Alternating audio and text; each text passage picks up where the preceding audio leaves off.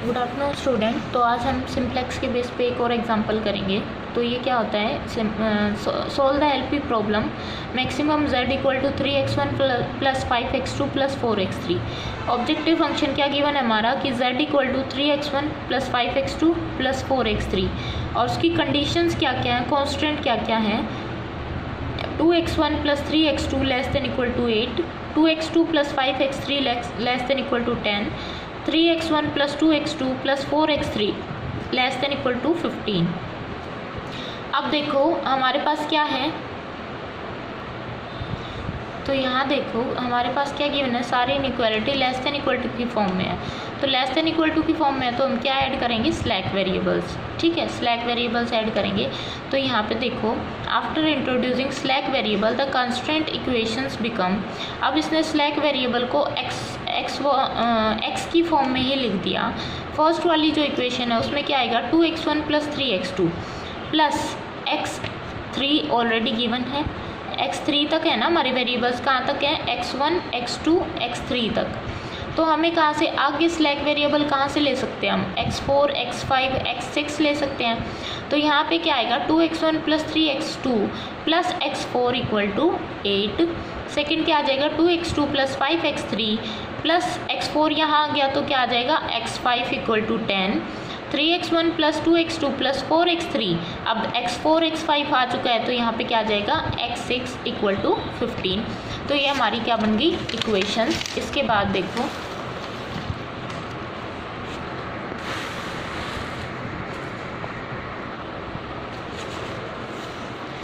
इसके बाद हम क्या करते हैं, स्टार्टिंग सिंप्लेक्स टेबल क्रिएट करते हैं। तो हमने स्टार्टिंग सिंप्लेक्स टेबल बनाई। यहाँ पे हम सबसे पहले क्या आता है हमारा, बेसिक वेरिएबल्स। बेसिक वेरिएबल में क्या आते हैं, जो स्लैक वेरिएबल हम इंट्रोड्यूस कर रहे हैं वो वाले। तो स्लैक वेरिएबल हमारे यहाँ पे क्या क्या थे, x4 x5 x6। तो ये हमारे क्या हो गए, बेसिक वेरिएबल्स। बेसिक वेरिएबल्स कौन से होते हैं, स्लैक या सरप्लस वेरिएबल। ठीक है, अब इसके बाद उनकी कॉस्ट आती है। हम हमेशा जो स्लैक या सरप्लस वेरिएबल्स होते हैं उनकी कॉस्ट क्या लेके चलते हैं, 0 0, उनका कोफिशिएंट 0 0, ताकि वो हमारे सॉल्यूशन को डिस्टर्ब ना करे। ठीक है, तो ये 0 0 ले लिया हमने। अब हमारी क्या थी, एक्स बी देखो क्या दे रखी है हमारी एक्स बी, रिक्वायरमेंट मतलब जो रिक्वायरमेंट होती है वो दे रखी है 8 10 15। तो इस क्वेश्चन में यहाँ पे इन्होंने गलती से फर्स्ट वाली टर्म लिख दी है 430 630, तो इनकी जगह पे आएगा 8 10 15। ठीक है, ये 8 10 15 आ गया। अब x1 x2 x3 की वैल्यू लेनी है, तो जो हमारी कांस्टेंट गिवन है वहाँ से x1 x2 x3 की वैल्यू निकाल लेंगे। तो फर्स्ट कांस्टेंट में x1 की वैल्यू क्या है, 2, और x2 की क्या है, 3, और x3 की 0 है तो 0 आ जाएगा वहाँ पे। इसी तरीके से सेकंड और थर्ड से ले लेंगे तो ये हमारी मैट्रिक्स बन जाएगी। देखो x1 क्या आ जाएगा 2 0 3, x2 क्या आ जाएगा 3 2 2, x3 आ जाएगा 0 5 4। और जो हमारे जो स्लैक वेरिएबल्स होते हैं, जो जैसे फर्स्ट वाली जो कांस्टेंट थी उसमें हमने स्लैक वेरिएबल कौन सा वाला इंट्रोड्यूस किया था, x4, तो उसकी जगह यूनिटी आ जाएगा, बाकी क्या आ जाएंगे 0। और सेकंड वाले में हमने x5 इंट्रोड्यूस किया था तो उसकी जगह 1 आ जाएगा, बाकी 0 आ जाएंगे।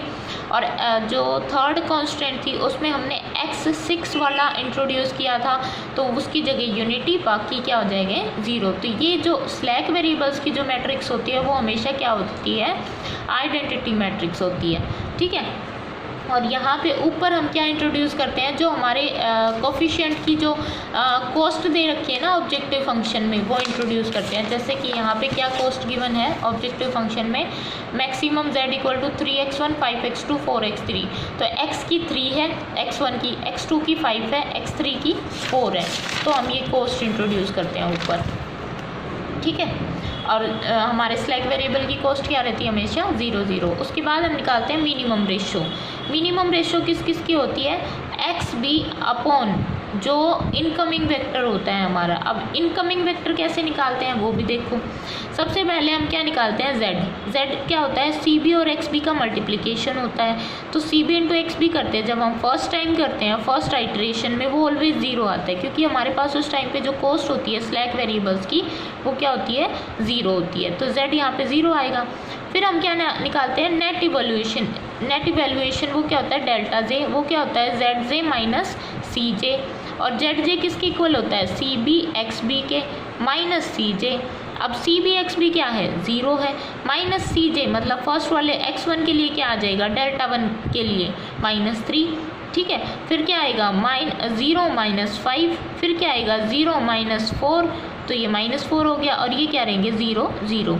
तो फर्स्ट मैट्रिक्स में हमेशा हमें कैलकुलेट करने की भी ज़रूरत नहीं होती, हम डायरेक्ट क्या लिख देते हैं, जो हमारी कॉस्ट होती है ना ऊपर उसको नेगेटिव टर्म में लिख देते हैं, ठीक है, फर्स्ट वाली जो मैट्रिक्स बनती है हमारी उसमें। अब यहाँ से हम क्या चेक करते हैं कि हमारा इनकमिंग वेक्टर कौन सा होगा, वो होता है जो delta J, most negative delta J जो होता है वो क्या होता है हमारा इनकमिंग वेक्टर होता है। तो यहाँ पे देखो -5 क्या है मोस्ट नेगेटिव है, तो ये हमारा हो जाएगा इनकमिंग वेक्टर।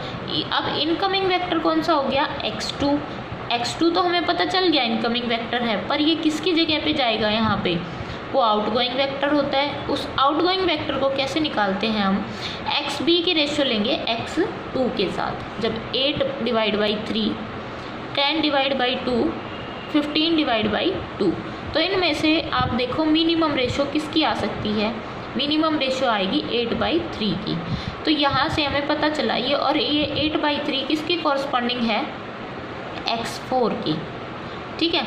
तो यहाँ से हमारा जो आउटगोइंग वेक्टर जो बनेगा वो कौन सा बनेगा x4 बनेगा, ठीक है, x4 हमारा आउटगोइंग वेक्टर बनेगा। और लीडिंग एलिमेंट कौन सा हो गया 3, क्योंकि ये किसके कॉरस्पॉन्डिंग है x4 के, और किस कॉलम में है जो इनकमिंग वेक्टर वाले कॉलम में, तो 3 हमारा लीडिंग एलिमेंट हो गया। अब हमारा मेन पर्पज़ क्या होता है जब ये सब हमें इनकमिंग और आउटगोइंग वेक्टर मिल जाते हैं उसके बाद, कि हम इस लीडिंग एलिमेंट को तो क्या बनाएं यूनिटी, और बाकी जो इससे नीचे ऊपर जो एलिमेंट हैं इस कॉलम में उनको बना दें 0।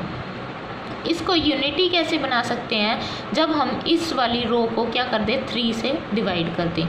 तो जब इस वाली रो को हम 3 से डिवाइड करते हैं तो हमारे पास देखो ये वाली मैट्रिक्स बनेगी 8/3, 2/3, 1 0, 1/3, 0 0, बाकी के एज इट इज़ लिख दिया अभी तक।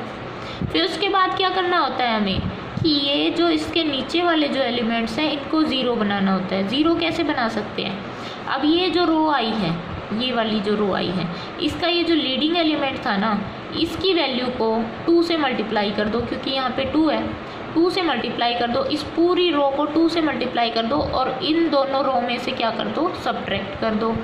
तो जब इस पूरी रो को 2 से मल्टीप्लाई करेंगे तो ये क्या बन जाएगा 16/3, ये क्या बन जाएगा 1/3, ये क्या बन जाएगा 2। तो यहाँ पे जब हम इनको इसमें से सब्ट्रैक्ट करेंगे तो ये दोनों 0 0 आ जाएंगे, और बाकी की टर्म क्या आ जाएंगी, ये वाली आ जाएंगी, ठीक है। ये कैसे आएंगी, ये तो था 16/3 माइनस का 10, ठीक है, तो इससे ये वैल्यूज़ आ जाएंगी। अब इसके बाद हमारे पास ये फर्स्ट टर्म बन गई, ठीक है। इसके बाद हम क्या निकालते हैं, ये देखो हमने फिर से इसको लिख दिया। इसके बाद हम निकालते हैं हमारी क्या डेल्टा जे, ठीक है। डेल्टा जे क्या आता है हमारा CB XB जो हमारी कॉस्ट आती है, ठीक है। यहाँ पे देखो अब